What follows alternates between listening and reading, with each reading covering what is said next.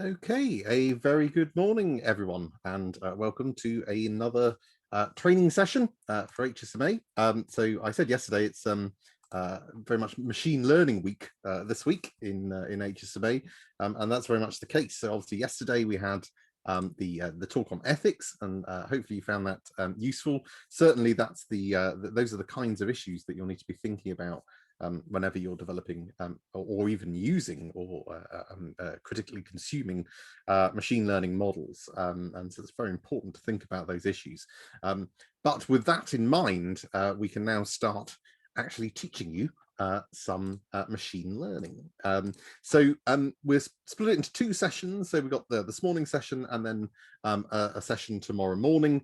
This morning session is going to focus on some of the simpler machine learning models, partly because that will get you used to developing machine learning, some of the principles of machine learning. We'll talk about a little bit more about some of the concepts of machine learning, moving on from what we did in the very first session. But also because, as with most of these approaches, you should always start with the kind of simpler approaches and then see whether the more complex approaches actually give you anything. Because if they don't, then you should just stick with the simpler approaches. Remember what we talked about in the one of the very first sessions, where we said that every time you create complexity, add complexity to a model, you're just adding more ways you can be wrong. And so you should always try and aim for the simplest model that gives you what you need. So sometimes the simplest approaches are all you need, and they're usually the starting point, and it gives you a baseline from which you can compare the performance of the more complex approaches. Tomorrow we're going to be talking about neural networks and using a package called TensorFlow, which is developed by Google, in order to do exactly what we're doing today, but you'll be able to build a neural network. And neural networks are really exciting things, I think, that I used to neural networks. I was taught back many years ago when I did my undergrad degree, and I didn't understand them at all back then. I really didn't, and it was only in recent years that I came back to them. I used to hate them, and I came back to them in more recent years, and now I get them. So I'm hoping that the way we train you tomorrow will help, because it helped me understand them. I think also the passage of time has helped. They used to be far more complex and theoretical. They still are, but there's now various user-friendly options that allow you to interact and build your own neural networks without having to have a sort of strong degree in computer science. But on to today. So we're going to start off with some of the simpler methods. And again, I acknowledge our machine learning guru, Mike, who developed the notebooks upon which most of today's content is based. There's a link here. So Mike has basically developed this huge amount of stuff, which you've downloaded the older version for today's session and tomorrow's session. He's also updated some of this as well in very recently in the last few weeks. And if you follow this link here, there's reams of this stuff, and I would strongly advise anyone that's interested in machine learning, particularly if you're looking at that for your project, you may want to work through all of that stuff, because there's huge amounts of stuff and it's very friendly, and it will gradually sort of take you through. And there's no way, even if we dedicated all of the training sessions in HSMA to machine learning, that we'd be able to tackle everything in machine learning. So today we're going to focus on a couple bits in the mostly around logistic regression, and then tomorrow a couple bits around neural networks. But there's much more that you can learn, and Mike's materials are fantastic. So further reading, very much use Mike's materials. And you've also got, as I say, copies of the ones from last year that you've downloaded, all those Jupyter notebooks that you can read. But he has recently put up a slightly updated version here as well. Apologies as well for those of you who were having issues with the Conda environment stuff. I just saw a couple of messages that a few people were struggling with that. We'll have a look at that. I think there may be some people are fine, and some people it hasn't worked. hopefully option 3 has worked for you, which is the Maverick option, where you just say just install TensorFlow, which will work. And don't worry, it'll be fine for this, because you'll be just mirroring my environment, and I know that works. But in general terms, you should use environments, but we can help you with that as time goes on. Okay, so in the very first machine learning session, we talked about some of the very key concepts in machine learning, and you got to learn a little bit about my taste in movies. I think we concluded that anything involving sci-fi, particularly if it's time travel from the 80s, gets my vote, which is probably true. But you use those sort of key concepts that we talked about, things like features and labels and overfitting and training sets, all of that. And use that to try and tackle my movie tastes. So we're gonna recap a little bit on a few of those concepts, and then show you how you actually apply this into actually build a simple non-neural network based machine learning model. So the example we'll use is logistic regression. There are other approaches as well. Random forests is another big one. And again, if you want to know about random forests, Mike's got a Jupyter notebook on it, so you can read all about how to do random forests. But logistic regression is a really nice one. Some of you may be familiar with logistic regression, and it nicely demonstrates some of the concepts of machine learning. And what we're going to do is we're going to apply these simpler algorithms to see if we can make predictions about who would have survived the sinking of the Titanic. So the Titanic machine learning problem is actually a very famous problem in machine learning, and it's hosted on a site called Kaggle. So for those of you who aren't aware of Kaggle, which is the link I've put here, it's basically an online data science community, and they host resources, things like data sets and data science environments, and they also host competitions in which companies post problems, and people compete basically to try and develop machine learning models that will come up with the best solutions, the most efficient, well-performing solutions, and they very often have cash prizes, so worth checking out. The Titanic machine learning from disaster is one of the most famous ones, considered quite a classic competition in machine learning, and it's really useful when you're first starting out on machine learning, because it's a really nice one to learn some of these and apply some of these simpler methods, and then move on to the neural network stuff as well. So it's a really nice one that people can use when they're sort of first learning machine learning. And basically the challenge is to use machine learning to build a machine learning model that can predict which passengers survive the sinking of the Titanic based on data about those passengers, so different features of those passengers. And basically people compete with their models in terms of the accuracy with which the machine learning algorithm can determine which passengers survived and which passengers did not survive. And because this competition's been going for a long time, it's a very classic competition. If you look at there's like a leaderboard. If you go onto Kaggle and .com/c/Titanic, this link here, you can view a leaderboard, and you'll see that there's loads of people with 100% accuracy on it, and that's because it's been going for a very long time, and so people have developed fantastic solutions to this thing. It's worth checking out. But this is the problem that we're going to approach today. So we'll come back to the Titanic stuff in a little bit. I'm just going to give a bit of a refresher. I'm going to make this quite quick because obviously we've already been through this stuff in the first session, but let's just refresh our minds a little, because you've had lots of information in various other subjects as well that have come up since we covered this in the first session of the module. And these are the concepts that you'll need to be comfortable with moving forward. So first concept, one of the most important concepts in machine learning, is that of a feature. And when we say that we want to teach a machine to make a prediction or classification, basically what we're saying is we want it to predict an output. Remember, we call those things labels in machine learning, given a set of inputs. And the inputs in machine learning are referred to as features. So they're aspects of your data. So you might, for example, try and predict whether a patient's got a certain condition or whether they can receive a certain treatment based on various aspects of their health, their demographics, their time since onset. These would be features of that data. Whether they're likely to reoffend based on the nature of their original crime or whether they served a custodial sentence. These would be features where you're predicting an output, a label. We looked quite extensively yesterday at things like image recognition in the ethics stuff. We don't do image recognition in this course, but it's the same principle.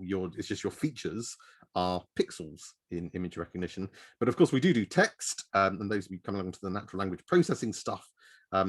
Basically, your words become your features and the aspects of those words in terms of their pulse tags and all that lovely grammar stuff that you were delighted in learning all about in the last session. So a really important aspect of machine learning is the fact that features aren't all treated equally, and the magic of machine learning comes about where you're trying to weight these particular features to determine which ones are more or less important, so that you can determine, or the algorithm will determine, the relative contribution that a particular feature, a particular aspect of that data is making to the prediction of whether something is something or it isn't something. And feature weighting is a big part of machine learning. And remember, we looked at this example here, and we tried to work out what might be the most important features in determining whether someone was a Pencordian or not. And so features can be weighted, and you'll see the way in which feature weighting works both for logistic regression and for neural networks. We also talked about train test splits. So if you imagine we have our labeled data set, remember that's a data set that we use for supervised learning, where the machine is learning from examples where it knows the answer. So it knows the output and knows the label. That's what we call a labeled data set, and we focus on supervised learning in this course. A labeled data set we would then split up into train test splits.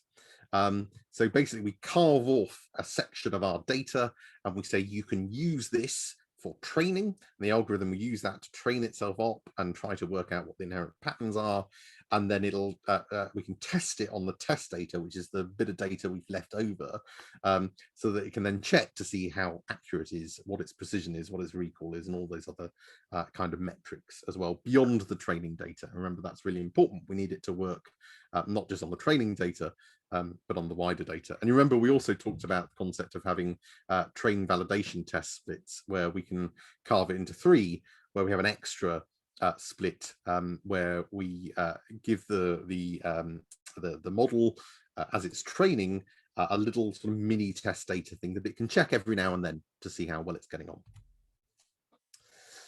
We also talked about the concept of overfitting. This is a real danger that you will encounter all of the time in machine learning, and as Mike will explain in his lecture tomorrow, you'll have a sort of mini lecture from Mike as part of the session.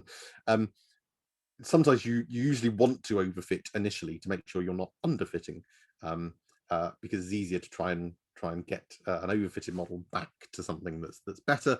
Remember, a model that's been overfitted is basically one in which it's learned stuff that is completely unique to the training set, and so it has limited utility in the real world because it's just learned aspects of the training set that don't necessarily mirror what's actually happening in the real world, and so we end up with really good levels of accuracy and stuff in the training set, but then in the test set it doesn't perform so well, and that's usually your first clue that you've got a model that has been overfitted.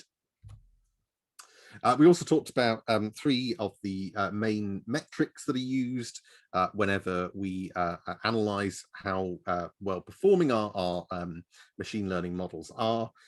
Accuracy is the big one that everybody talks about, but as we saw again yesterday, that accuracy shouldn't be used alone. It's a good measure, but you should always use it in conjunction, at least with precision and recall. And accuracy basically just says the percentage of predictions that the model gets right. So if it says something, so in the example of the Titanic data, what percentage of times did it get it right, either by saying somebody survived and they did, or that they didn't survive and that's correct. So that's the easy one to calculate. We also though talked about precision, because there are aspects of just looking at accuracy, as we explored in the last couple sessions. Precision basically says, how many times did you say something was positive, so perhaps that they did survive, over the total number of times you said they did survive, plus the number of times you said they survived and they didn't. And that gives you your precision.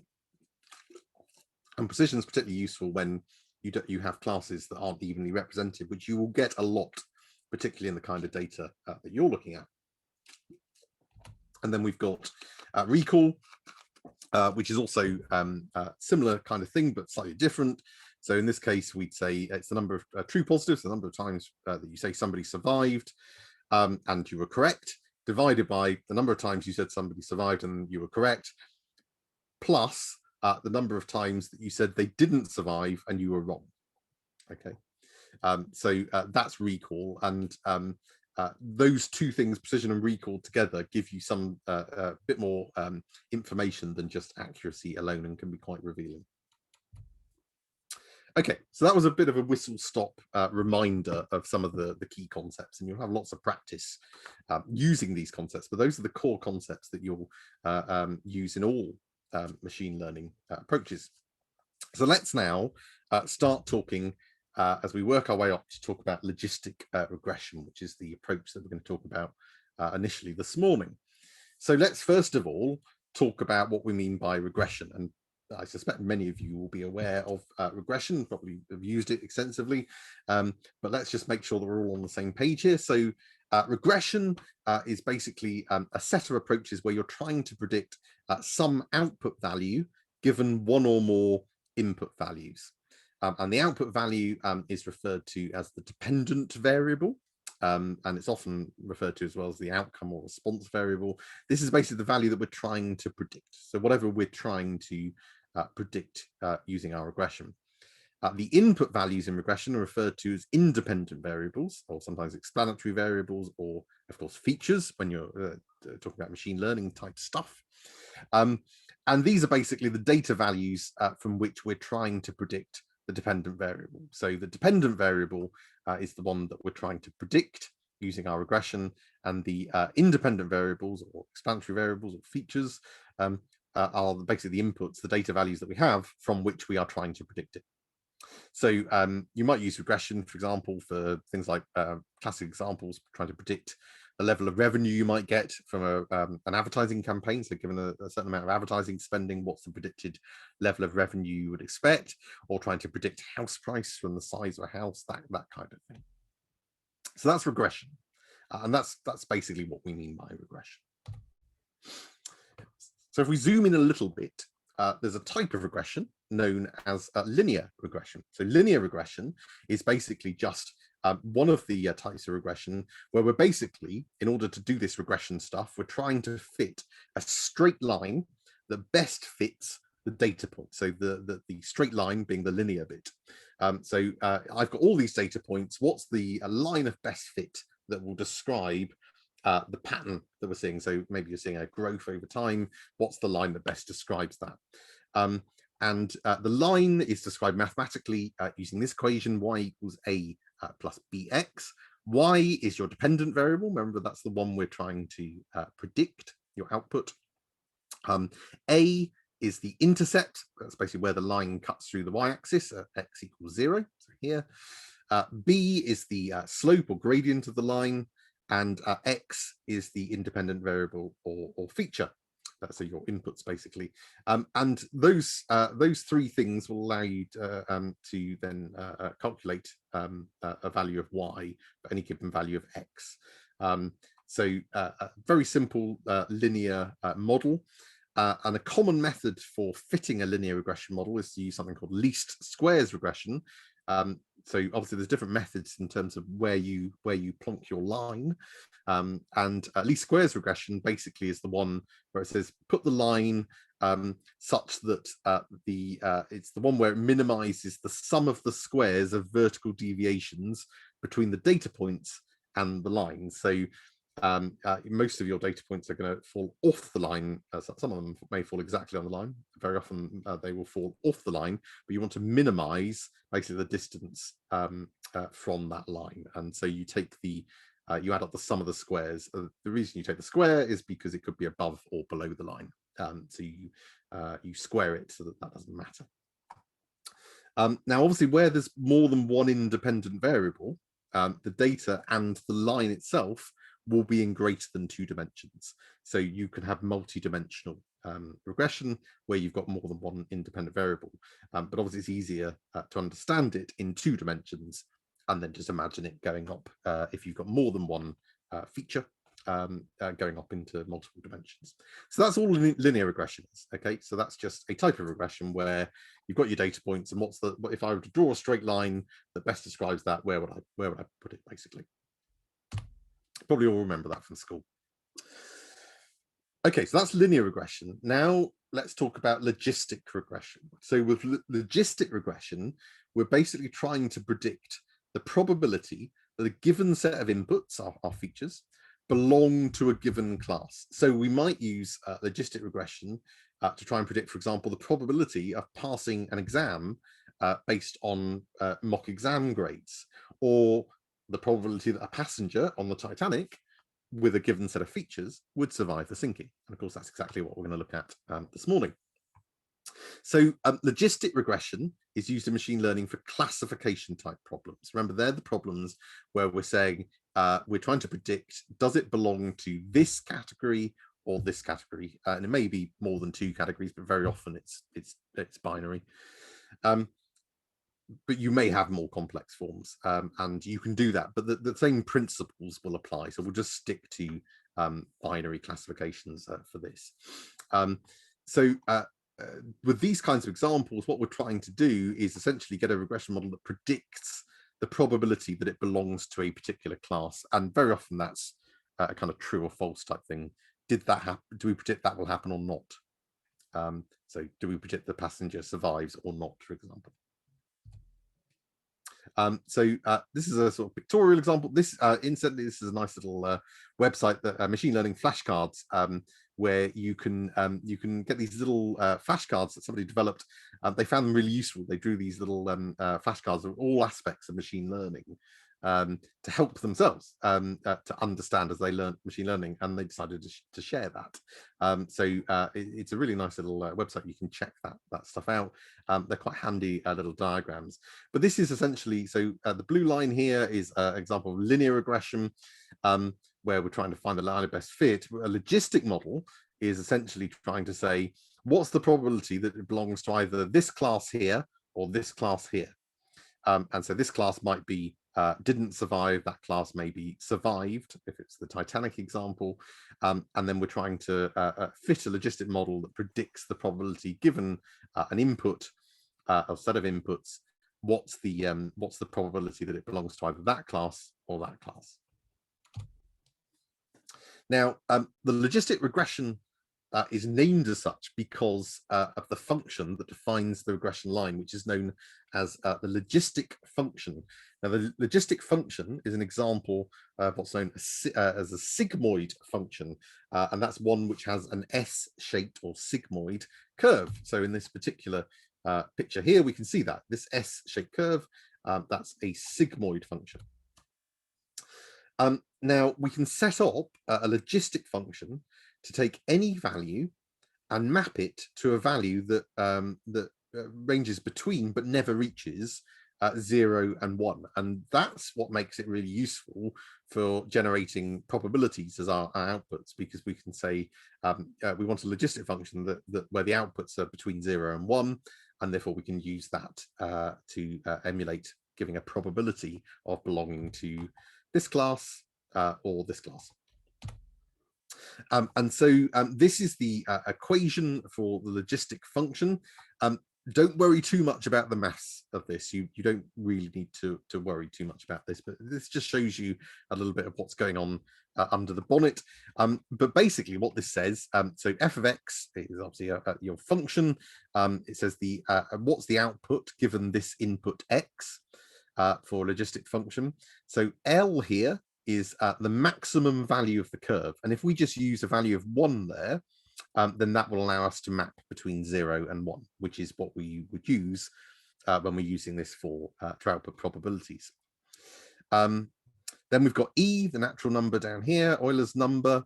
We've got K, which represents the steepness of the curve of the S bit.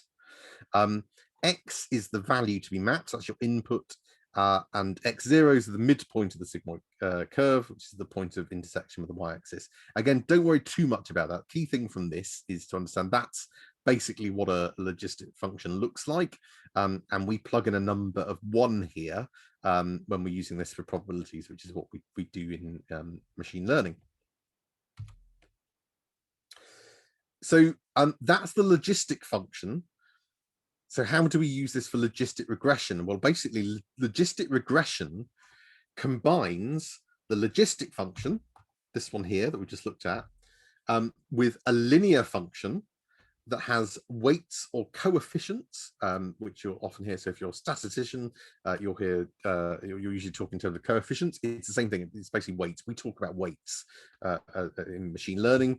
It's the same thing. It's basically the weight of a particular input associated with each input value. So basically, what a logistic regression is doing is the equation will fit a linear model with weights for each input, and then converts that to a logistic model to output the probability between 0 and 1. So you've got your linear model, which is like the first example that we saw in the linear regression, where you're basically saying you've got this input contributes this much, this input contributes this much. That's the linear bit. And then that's put into an overall logistic model, which will then convert that into the probability that it belongs to one class or another.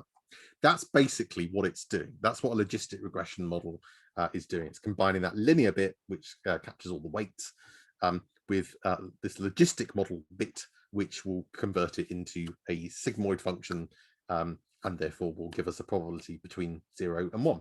And that's all it's doing. So don't worry about the maths of it, but that's the key thing you need to take away, that a logistic regression model combines this linear model bit with a logistic model bit that will then convert this into an output between 0 and 1, which will represent a probability. Now, fortunately, it's part of the reason I say don't worry too much about the maths, because it's really easy to fit a logistic regression model in Python. And we do this using a library called Sklearn, or Scikit-Learn. Now, Scikit-Learn is a very widely used Python package. It comes already built into Anaconda. The Anaconda distribution contains Scikit-Learn. It's one of the reasons we advise you to use the Anaconda distribution, because you'll be using Scikit-Learn an awful lot for this kind of stuff. And it's basically this free machine learning library that contains lots of machine learning algorithms, as well as really handy functions that you can use to automatically split your data up, to pre-process your data into the format you need, and much more. So there's lots of really useful stuff within Scikit-Learn, and that's the reason we use it and why it's so widely used. And to import, for example, if we wanted to use do some logistic regression, which we're going to be doing today, then we can just import the logistic regression module. It has a logistic regression module, and that will have lots of stuff that will allow us to easily do logistic regression. So we import in the same way that we've seen before. Remember, we don't import all of Scikit-Learn, because we're not going to be using even a fraction of it for any particular problem. So we just say from sklearn.linear model import logistic regression, and that will allow us to then do some logistic regression stuff using the Scikit-Learn library.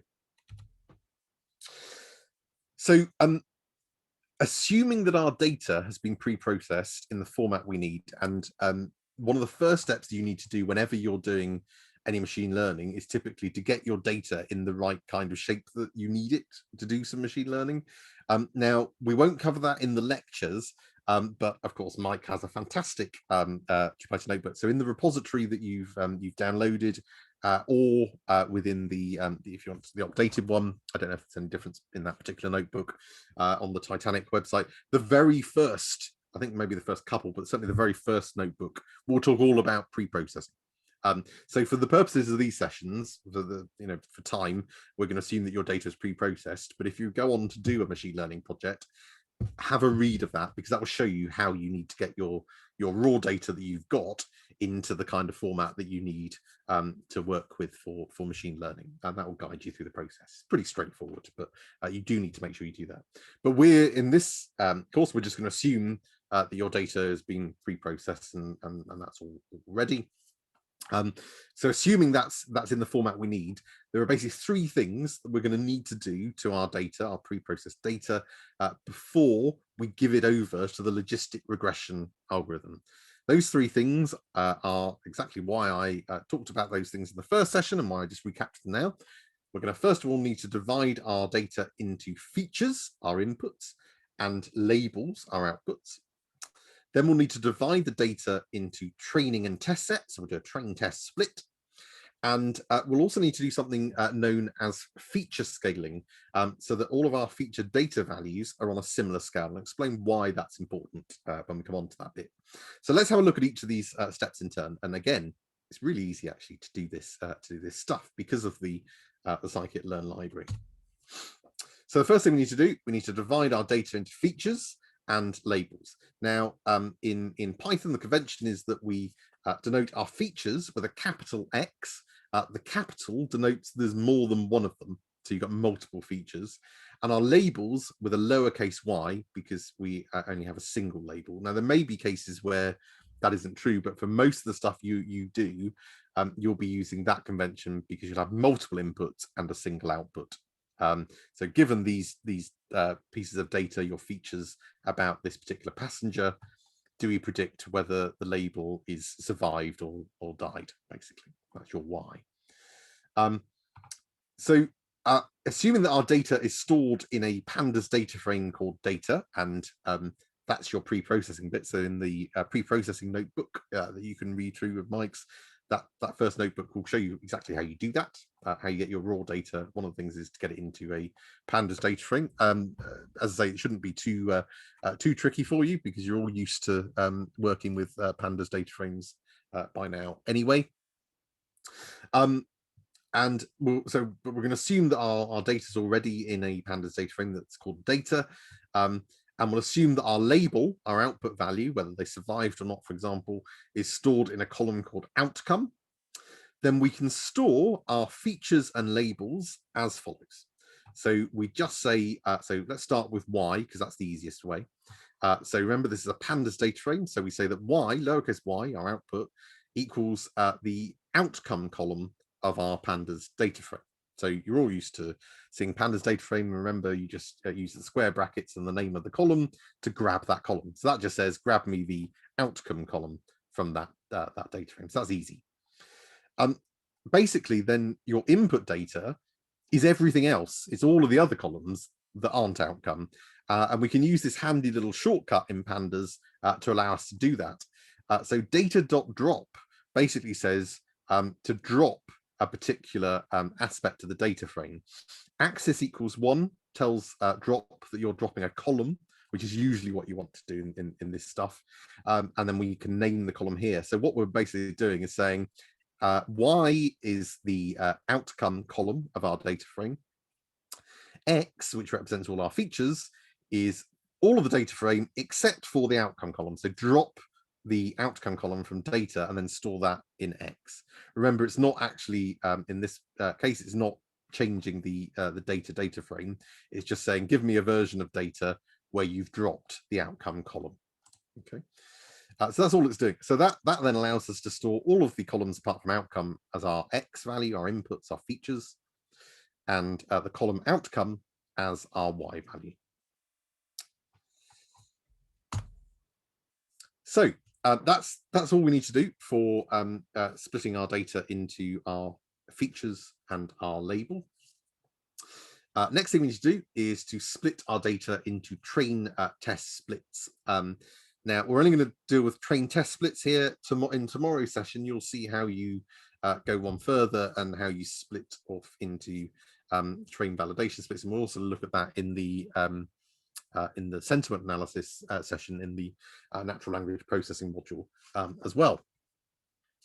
So we need to split our data into training and testing sets. We need to do that for both the features, our X, and our labels, our Y. Okay, so we need training sets that contain features and labels, and testing sets that contain features and labels. Now, Scikit-Learn has a module that allows us to split our data up really easily. And we can import this thing from sklearn.model selection. We can import this module here called train test split. And that really easily allows us to split up our data automatically into training and test data. And then we can just use this one line of code down here to do it. So this line of code is basically saying to split up our data, which we provide here. We're giving the X data, our feature data, which we've called X, our label data, which we've called lowercase y, and we just specify how big we want our test set to be. So in this case, 25%. So that basically means carve off 25% at random of our data to be the test set, and then leave everything else to be the training set. So we'll train on 3/4 of the data, and then once the model's fitted, we can test it, see how well it performs on that 25% that we've held off to one side. Now the train test split will output four outputs from this particular function, and it's always in this order that it outputs the training data for X, the test data for X, the training data for Y, and the test data for Y. And it's common to use these 4 names to do it. So you say X train, X test, Y train, Y test. Now I can't recall if we've actually covered this in Python or not, but I'll mention it here. If not, we've very often when we deal with functions we've dealt with so far just returning a single output, but they can return multiple outputs. And so in that case, you can store those multiple outputs individually and just use commas to separate those outputs. So this function will basically output 4 values that will represent the training data for our inputs, the test data for our inputs, the training data for our outputs, and the test data for our outputs in that order. And we can say these 4 things equals that, and it'll store. It'll do its magic here, split up the data randomly for us, and it'll store it in these 4 variables. So now we've got our training and test data, our data split into training and test data for both the features and the labels. So that's how we split our training and test data. And remember, the third thing we said we need to do is something known as feature scaling. So let's first of all think about why we may want to do this. So the features that we include in a particular machine learning algorithm may well be very diverse, and because they may represent very, very different things.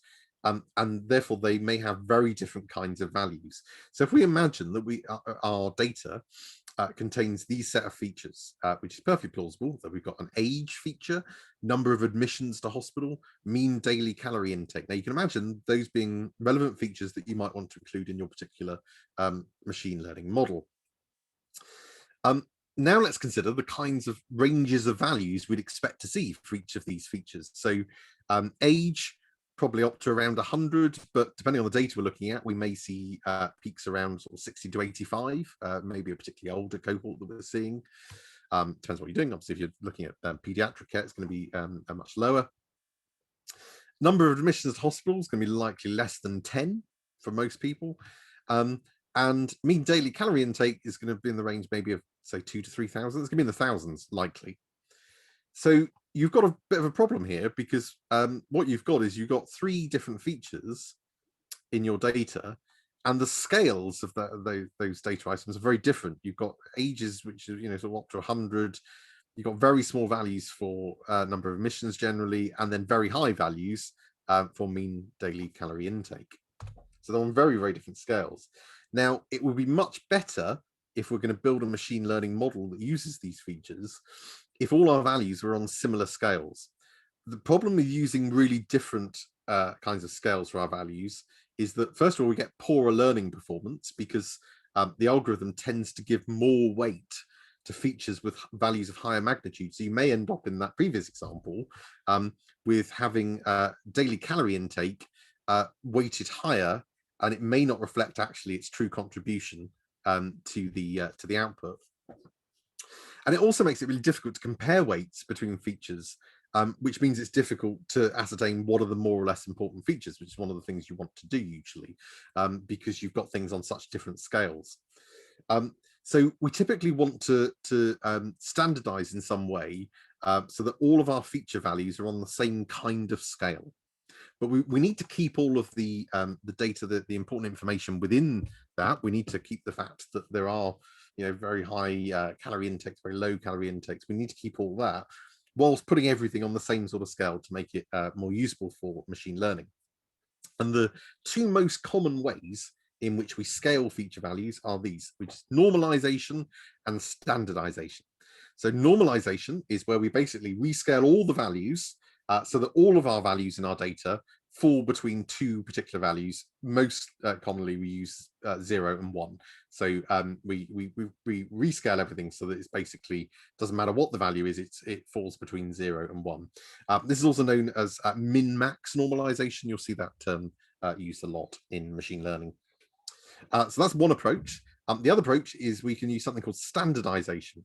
And this is basically where we center all of our values, all of our feature values, around a mean of 0 with a standard deviation of 1. So unlike normalization, that means we don't have a bounded range where things can never go below 0 or above 1.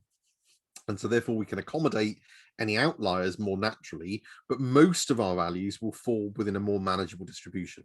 So it will still capture exceptional values that are unusual at the extremes, but most of our values will fall around the same sort of scale.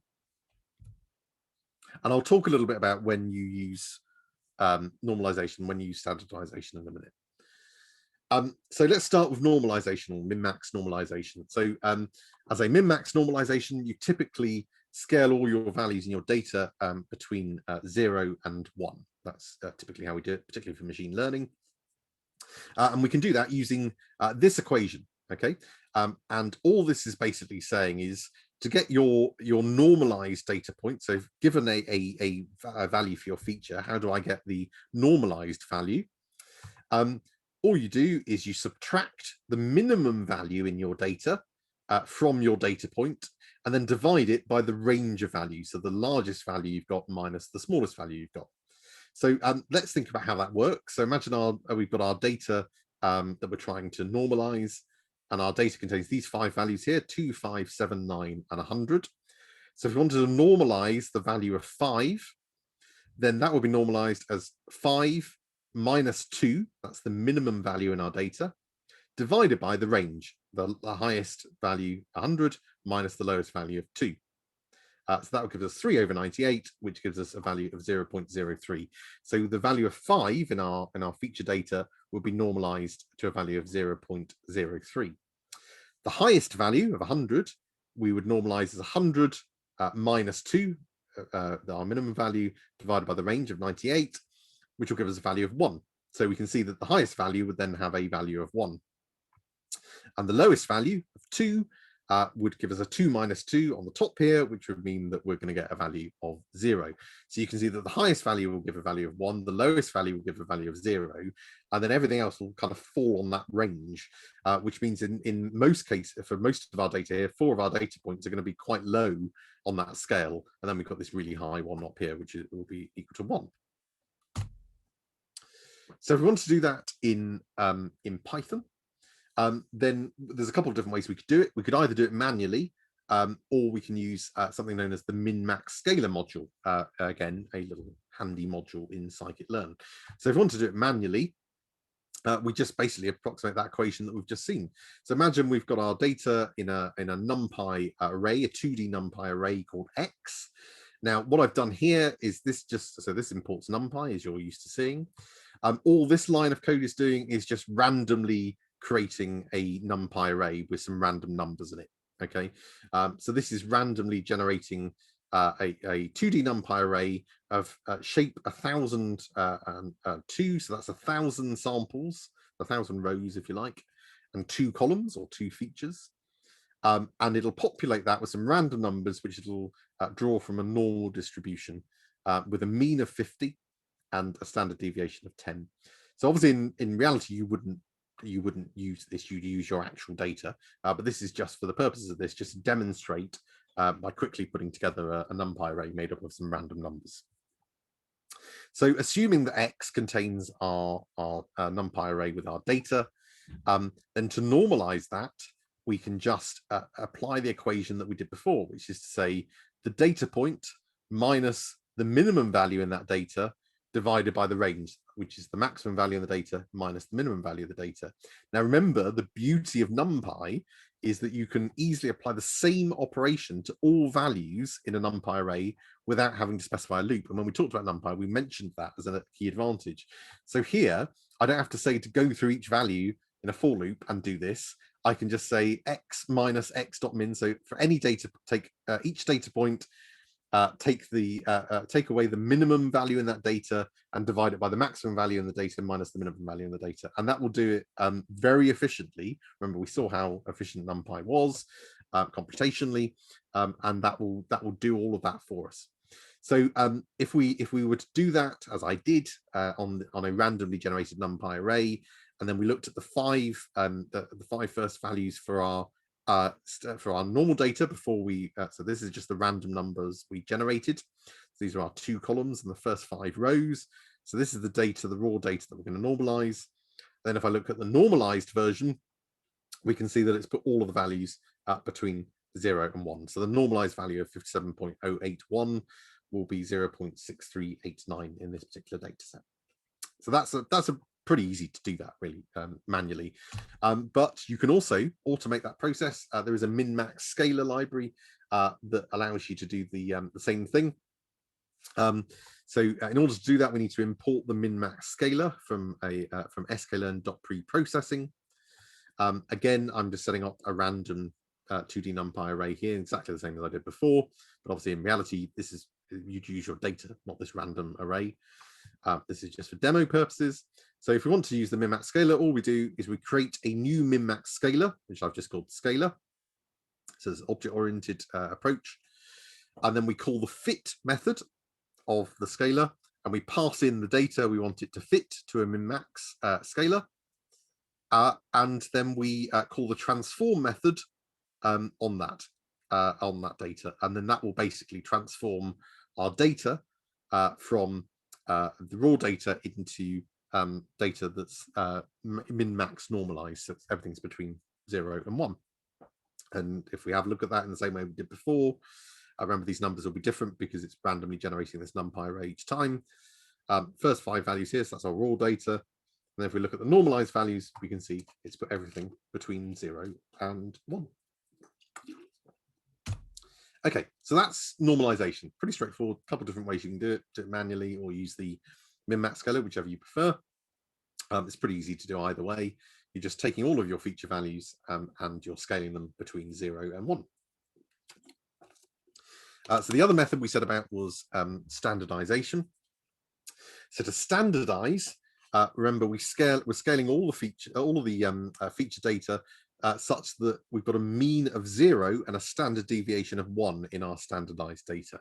And we can do that using this equation here, which basically just says that we take each data point, we subtract the mean of the data, and then divide it by the standard deviation of the data.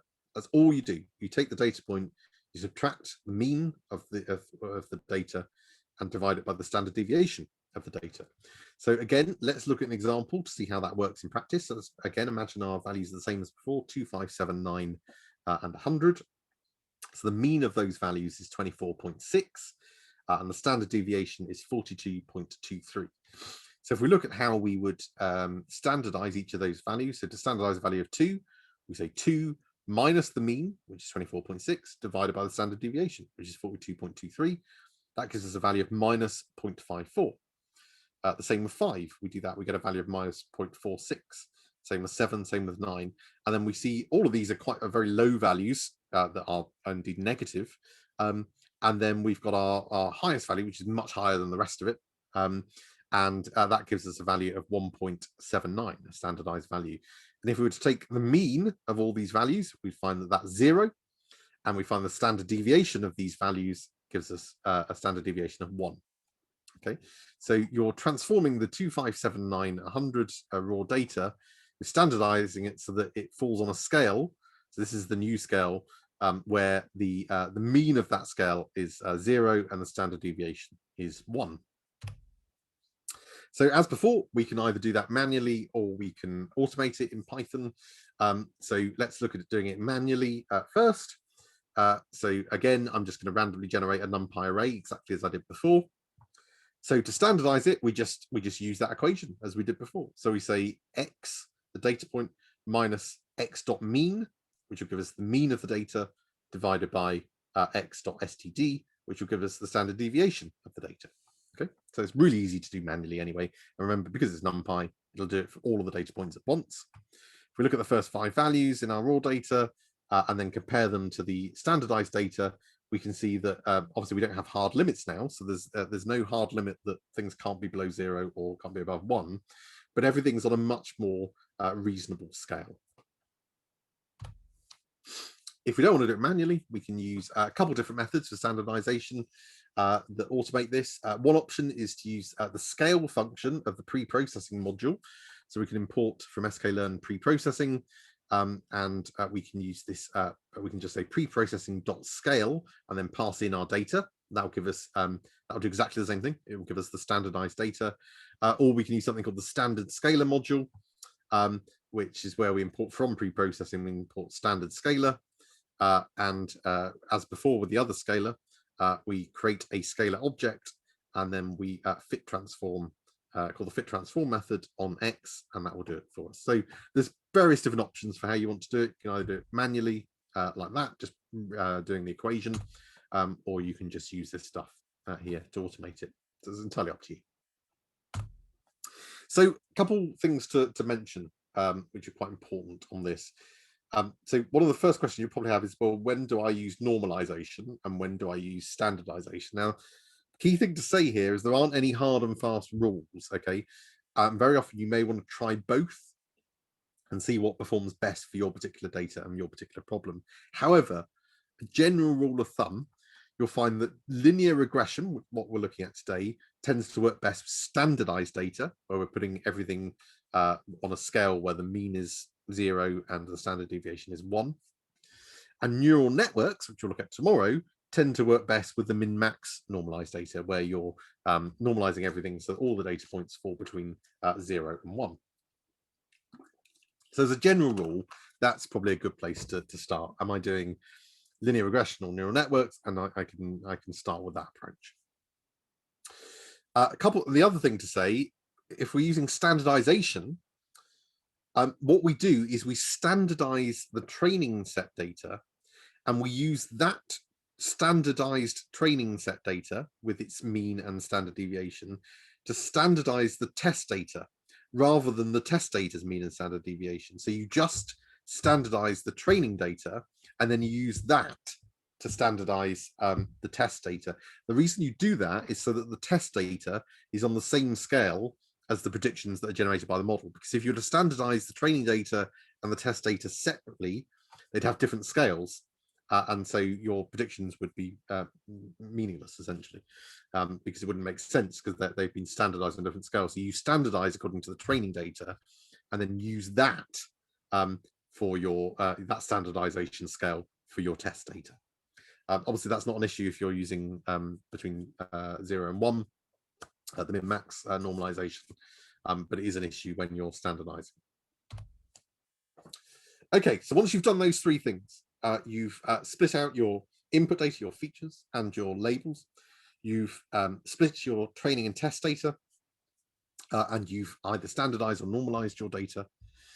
Then all we need to do now is to fit the model, i.e., let's do the actual logistic regression. Let's create the model. Now, you might imagine that's really, really complicated. And in fact, it's not. In fact, these 2 lines of code here will do all of that for you, because we're using the Scikit-Learn library. So all we do here, if we want to do a logistic regression using the Scikit-Learn library, is we create a new model object based on the logistic regression. So we say model equals logistic regression. So there's a logistic regression model. And then we call the fit method. Remember, fitting a model in machine learning means training a model. So we then fit that model using our training data, which is the X train data. Remember, that's our features. So the features from our training data and the labels from our training data. So train a logistic regression model based on the training data for our features and the training data for our labels. Those 2 lines of code do it. Okay. One thing to note here, so I've just here I've passed in X train and Y train. In reality, you may have called them something different because having gone through the process of standardizing or min-max scaling your data, you've probably called that something different, like X stand or something like that. So you may have X train stand or Y train stand. So whatever you've called, you should pass in here whatever you've called your standardized or normalized data. Not obviously, you don't do it on your raw data before you've standardized or normalized it, because the whole point was you needed to get it on a different scale. So that will train the model. Those 2 lines of code will train your model. And once the model's been trained or fitted, then we can then use it to generate predictions. So the first thing we can do is test the accuracy and of course other methods, so your precision and recall of the predictions that we're getting from that trained data, and we can test it on both the training set and also the test set. And to generate predictions from a fitted model using Scikit-Learn, really easy. We just call the predict method of the model. So remember, we created a model, a logistic regression model, using that line of code. We then trained the model or fitted the model using this line of code. Once that's done, we can then use the model to predict. So we can call the predict method. So on our logistic regression model, and we can pass in. If we pass in here on that first line of code, the training data for our inputs, our X train, then that will give us the predictions for Y, i.e. the predicted outputs. So if this is our training data for, and this is our features in our training data for our Titanic data, for example, then we tell it to predict based on those, and it'll generate a set of predictions about whether they survived or not. And then we can do the same for the test data. So we can call it on the test data, the inputs on our test data, the features on our test data, and that will generate a set of predictions based on our test data. Remember, the training data, it's trained on. The test data, it hasn't seen before. That's the 25% in this case that we carved off and held back for later.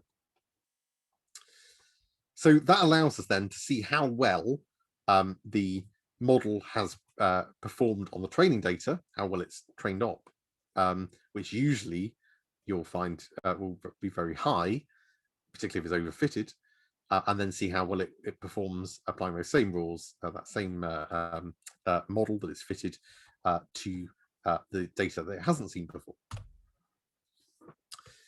Okay, actually bang on time. I was due to finish at 10:30. I think it's the first time it's ever happened. Quite remarkable.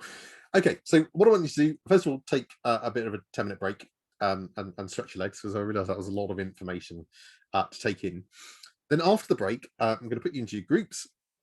What I want you to do is to, first of all, work through 2 of the Jupyter notebooks within the repository that you've downloaded. So there's 2 called HSMA Tutorial 1 and HSMA Tutorial 2. So work through those in order. If you manage to successfully create the Titanic Conda environment, you'll need to make sure you switch into that environment first. So using Conda, well, you can either do it for the command prompt, Conda activate Titanic, or if you're using Anaconda Navigator, you can actually switch the environments in Anaconda Navigator. If, however, you didn't, as a number of you didn't manage to use it and had to go to option 3, where you've, or even option 2, where you've just installed TensorFlow using pip install TensorFlow, ignore that. Just open your notebooks first as normal. So you only need to switch into this environment if you've created it. If you haven't done that, ignore that. Okay. But if you have done that, you need to switch into that environment before you open Jupyter Lab, so that it opens in the new environment.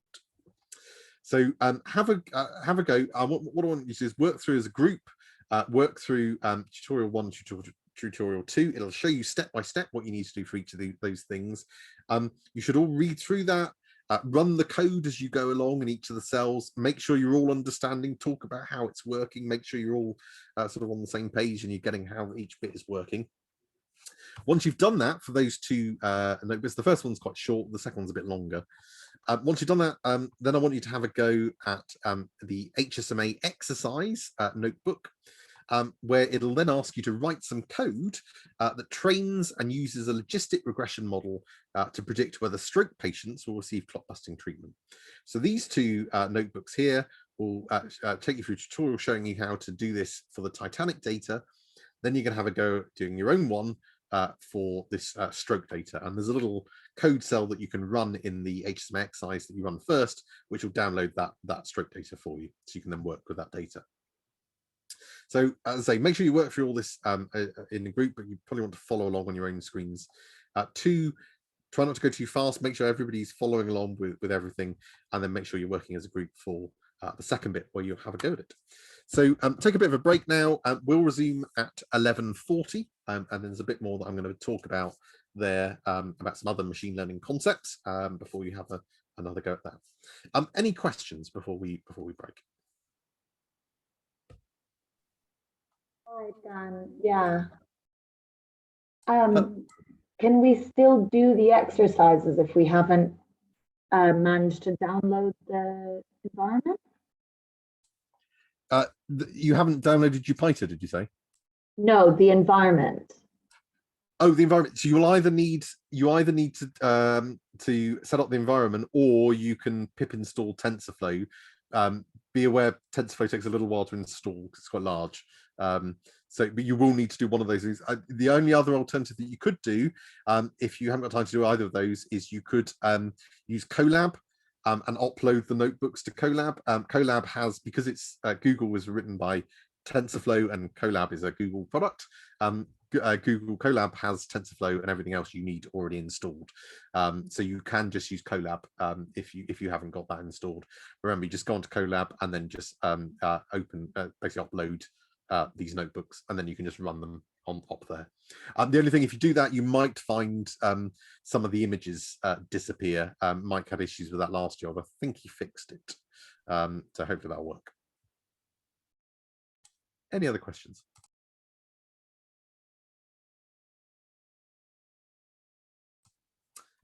Okay, great. In which case, we'll stop there, take a break, and then get back into your groups and have a go at this, and we'll resume at 11:40. See you in a bit.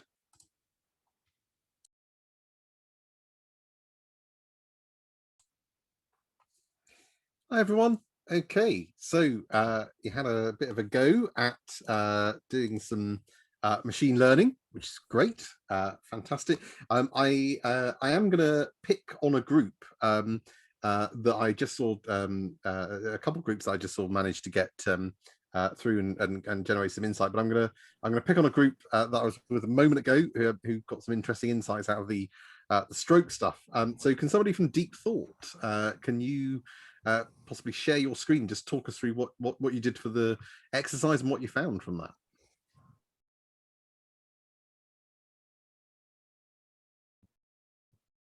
Yeah, I can. Sorry, stand by, caller. No worries.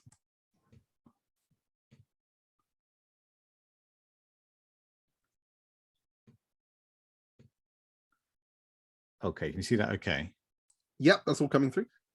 Cool. Okay, so is this the right folder? I think it is. Okay, cool. So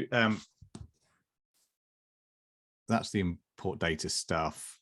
So the interesting things here we noticed were a very good data set, no missing data. So that was nice. Essentially, we've got our outcome of interest, which is clotbuster given, and then there are a number of classifications. The hospital was interesting, age, sex, whether the patient was over 80, some specific factors around onset time, and also what type of stroke it was and how severe the stroke was, along with some patient factors such as comorbidities, whether on antiplatelets or anticoagulants, which was quite relevant. So some of the things we noticed, we essentially were just duplicating the stuff in the other Python notebooks around.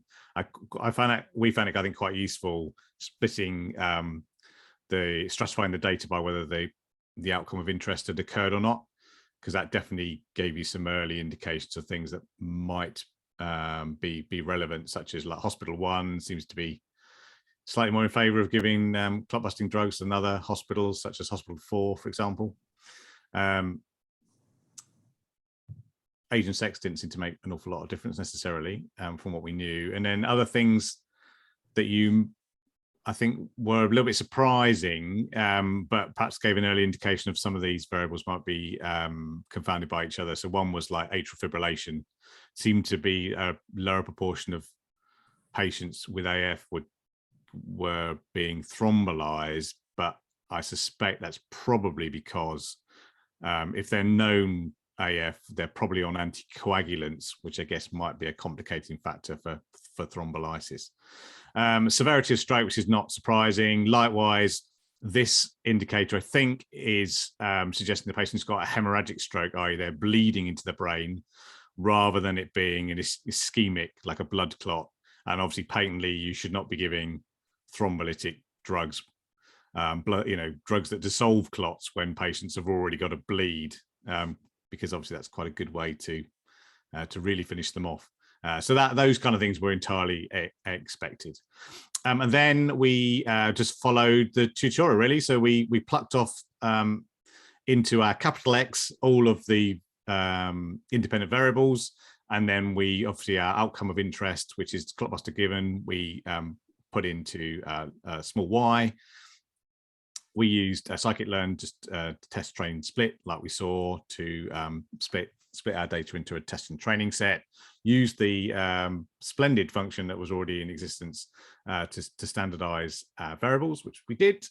And then we just created a logistic regression model, generate some predictions, and then we just calculated the accuracy. And obviously we didn't really get beyond doing anything too sophisticated. We chucked all the variables in, and our training data set accuracy was 82%, and our actual test data was 80%, which seemed like a reasonable value. And then we had a look at the coefficients, like we saw before, and unsurprisingly, we found that obviously if you were more likely to get thrombolyzed if you've got a ischemic stroke, and obviously much less likely to be thrombolyzed if you had a hemorrhagic stroke.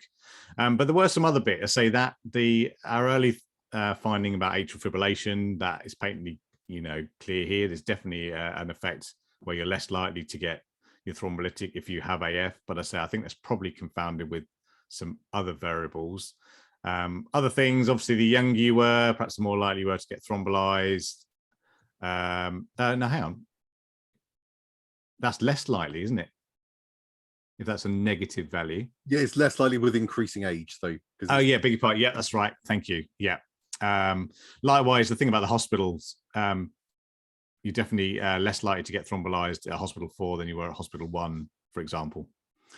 And then obviously we're dwindling down. So I think that was, broadly speaking, is pretty much that was it. Fantastic. No, thank you. That's really good. Really good insights that you generated there. And it's a really good approach to always take that approach to have a look at your data first, and get some sense about what it looks like, and whether there's sort of clues in there. The finding you found about the atrial fibrillation is really interesting, and if you're interested in finding out, obviously this is Mike's data, and Mike Chief does all our sort of stroke work, so we'll know all about this and why that is, and probably can give you the answer. But interesting as well that you picked up about the hospitals. So a big thing, so Mike runs a long-term project called the Samuel Project, which is basically trying to use machine learning to as a decision aid to predict when people should be thrombolyzed or not. And part of that is that they found that there's huge discrepancy between different hospitals, and very often between different consultants. So depending on who you speak to, the dominating consultant at a particular hospital, depending on their sort of thoughts on thrombolysis will vastly determine whether a patient gets thrombolized or not. So it's quite an interesting little thing that got teased out there. So if you're interested in finding out more, Mike's got loads of reading on Samuel and all the work that's continuing to be ongoing on that. But brilliant. Okay, fantastic. Thank you. That was really good. I hope that all gave you a bit of a practice. If you didn't manage to finish that off, there will be a bit of a chance. I'm going to give you a little bit of a sort of mini lecture now, and then I was going to set you off with some other stuff to do. But if you want to finish off what you were doing initially, and then maybe look at the other reading in your own time, that's absolutely fine. Hopefully what I've demonstrated so far though is that this is actually quite easy to do.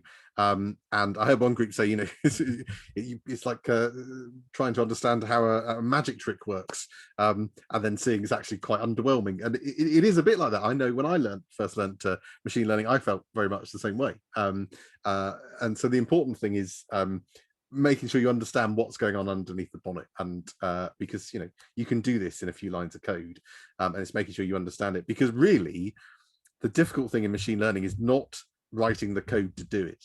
It's the art form of designing, redesigning your models, refining your models, working out what features you're going to chuck out, etc. It's all of that stuff where you gradually try and refine it, improve your performance, and try and really generate insights from it. And that's what you'll spend most of your time doing.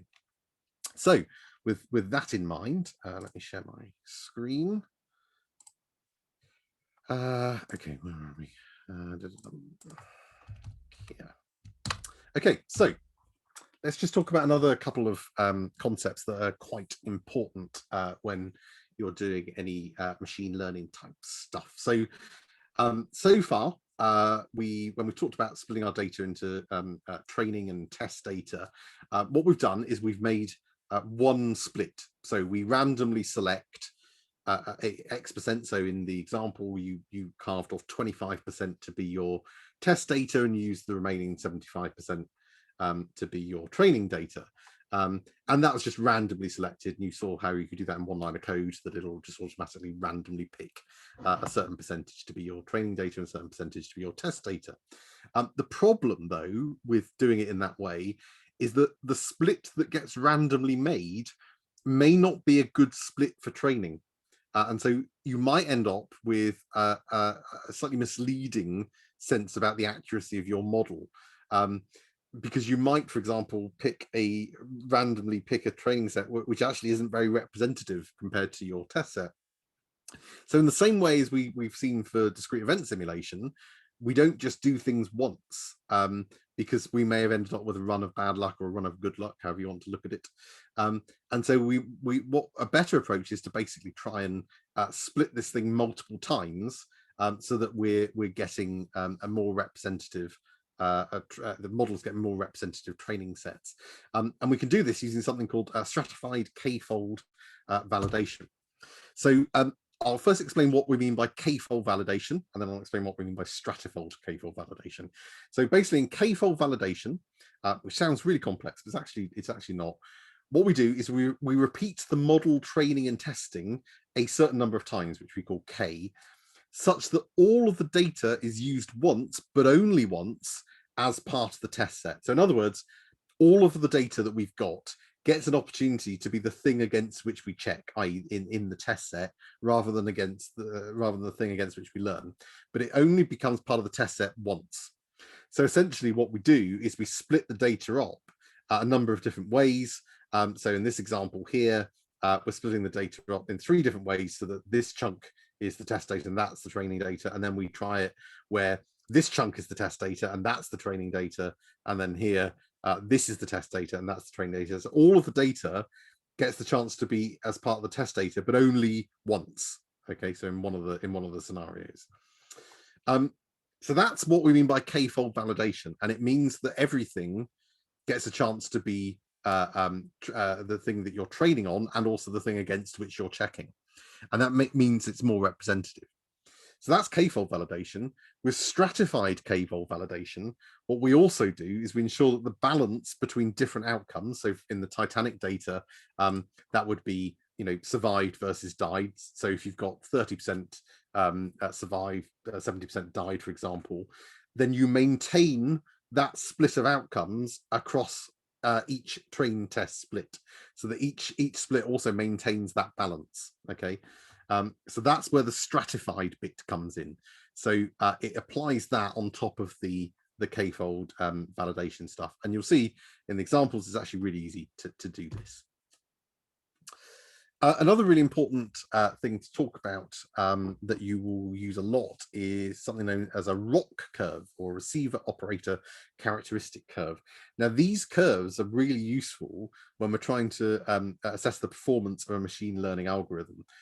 What they do is they plot the true positive rate, so that's the proportion of cases that are correctly identified as positive, which is also known as sensitivity, against the false positive rate, which is the proportion of cases that were incorrectly identified as positive. So ones you said were positive, that they, in the stroke example, that they would receive the drug, and they wouldn't in reality. And that, the false positive rate, is 1 minus the specificity. So if we just remind ourselves about these concepts of sensitivity and specificity. So if we consider a table, we can essentially put in this table all of the possible combinations, comparing what the predictions are, whether we predict something is positive or negative, versus what happens, what it actually is in the real world, whether it's positive or negative. So if we predict that something is positive and it actually is positive in the real world, then that's known as a true positive. If we predict something's positive, but actually it's negative in the real world, that's a false positive. We've said something is positive when it isn't. If we predict something is negative, but actually it's positive in the real world, as a false negative, we said it's negative when actually it's positive. And if we predict something is negative and it is actually negative in the real world, as a true negative, we got that right in our prediction, and it is actually negative. So sensitivity is the number of true positives where you've said that something is positive, and it is, divided by the number of true positives plus the number of false positives, the number of times you said something was positive, basically. Whereas the specificity is the number of true negatives, the number of times you said something was negative and you were correct, divided by the number of false negatives plus true negatives, so the number of times you said something was negative, whether you were right or wrong. So with the receiver operator characteristic curve, we plot the true positive rate, i.e. the proportion of times we say something is positive and we're right over the number of times we say something is positive, against the false positive rate. That's the proportion of cases that are incorrectly identified as positive. So 1 minus the specificity. So we calculate specificity, and that's 1 minus the inverse of this. And what we do is we plot these rates for varying prediction thresholds. Now, we haven't really talked about thresholds too much so far, but thresholds are really important in machine learning. So basically, what you've been doing so far is your logistic regression, and when you come on to neural networks, it'll be the same principle there tomorrow. Your output is basically a number between 0 and 1, because remember, we're using the sigmoid function to generate a probability that it belongs to one class or another. So the closer it is to 1, the more likely it is to be a positive case. The closer it is to 0, the more likely it is to be a negative case. Now, in reality, you'll get a lot of numbers around the middle, or they won't be very, very close to 1 or very, very close to 0. You'll get lots of values in between. So you need a threshold, and the threshold basically says if the probability comes out higher than this, then we'll predict it to be positive. If it's lower than this, it'll be negative, and the default is 0.5. So you basically say, well, if it's higher than 0.5, then we'll predict it's predicting a 1. If it's lower than 0.5, it's predicting a 0 or negative. Okay, and that's what you've been doing so far. But 0.5 may not be the best threshold to use for your particular data, particularly if you've got an imbalanced data set. You might need to fine tune what the threshold is, because it might be that it's much better at predicting one set than another, and it might be a little less certain about, for example, the negatives. So you may need to tune your threshold so you get a better level of performance. And we can use a ROC curve to help us do that. So remember, the ROC curve, we're plotting the true positive rate, the sensitivity, against the false positive rate for different threshold values. Okay, so the blue dotted, well, actually, let's start in the top corner here. So whenever we see values that are in the top left corner, values that are close to the top left corner are nearer optimal. So in other words, this is saying that our model is very good at saying something is positive when it is, because it's got a high true positive rate, and it's rarely saying something is positive when it isn't. The blue dotted line represents a worthless test, this linear line that goes up here. A worthless test means that if you've got points falling along that line, the algorithm is no better at predicting a positive correctly than incorrectly. So your model is useless. You may as well toss a coin, because it's no better at saying something is positive than or isn't. So this is a really useful reference line, because that's the poorest outcome for our algorithm, our model. If we're above that line, then we're doing better than random. Okay, so anything above that line in this quadrant here, we're doing better than basically just tossing a coin. If you end up with results in the bottom right down here, it usually indicates something's gone wrong, because what that's saying is that the algorithm says that most things are positive when they're not, because it's got a very high false positive rate, and it's rarely saying something is positive when it is, because you've got a low true positive rate. That probably means you've got things the wrong way around. In other words, it's very good at predicting things, but it's getting them the wrong way around. So it's, if you've got your stroke example, it's really good at saying differentiating, but it's saying that virtually every time it says somebody should be thrombolized, they shouldn't, and every time it says that they shouldn't be thrombolized, they should. And that usually, as I say, means an error in your model. This is the actual worst case here, where you're not making any differentiation at all. So if you've got stuff that's very close to that line, then you're barely doing any better than random, basically. Now, just by looking at a ROC curve, we can get some sense about how well the model is performing. So in this case, we've got a pretty well performing model, because it's nicely going up into this top left corner here. But we can more precisely assess that by calculating something known as the OROC, which is the area under the receiver operator characteristic curve.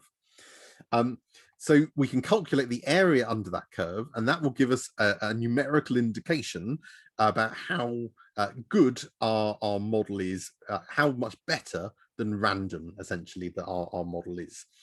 So any area that's greater than 0.5, in other words, half of this area, so as long as it's more than half of this, then it's better than random. It means you've gone up into this top quadrant here. An area of 1 would represent a perfect model. That would say that you've got perfect sensitivity for all specificity values. So you're getting 100% true positivity rate, regardless of which threshold you use, essentially. Okay, so that allows you basically more than just looking at it and seeing what your curve looks like. It allows you to really easily calculate the area under the curve, and that will give you a numerical identification of how good your model is.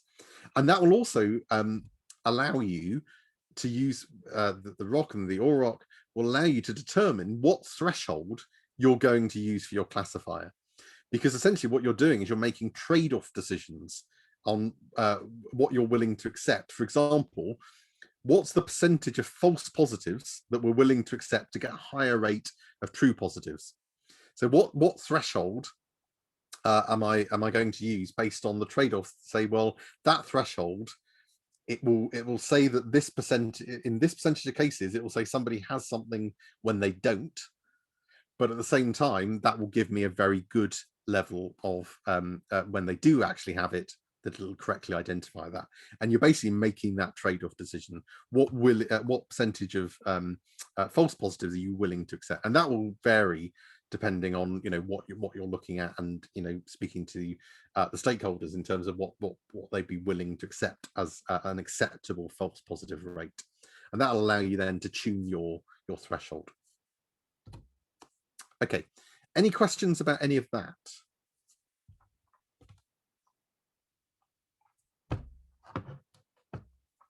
No. Okay. Oh, sorry, go on. Sorry, is the ROC curve only applicable to logistic regression? No, not at all. So this is applicable for all types of machine learning. So wherever you've got, and you'll see when come on to the neural network stuff tomorrow, essentially it's the same problem. You've got an output that will be generated that will typically be for classification problems, will be a probability of it being of one class or another.